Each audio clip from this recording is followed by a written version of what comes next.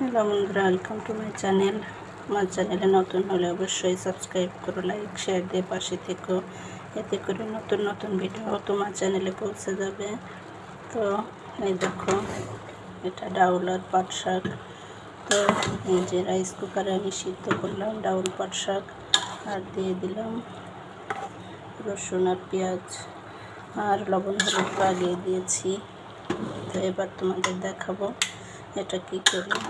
এই যে দেখতে পাচ্ছ সিদ্ধ করেছি, এটা কিন্তু আমি সিজনারি করব, অর্থাৎ আমি রেখে দেব, কারণ পাট শাকটা সবসময় পাওয়া যায় না, আর আমাদের অনেকেরই ফেভারিট পাট শাক।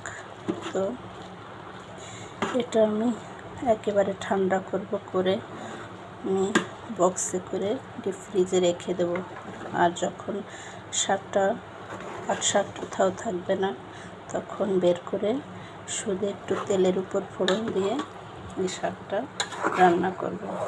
তো তোমাদের ভিডিওটি ভালো লাগলে লাইক শেয়ার দিও এরকম নতুন ভিডিও পাওয়ার জন্য।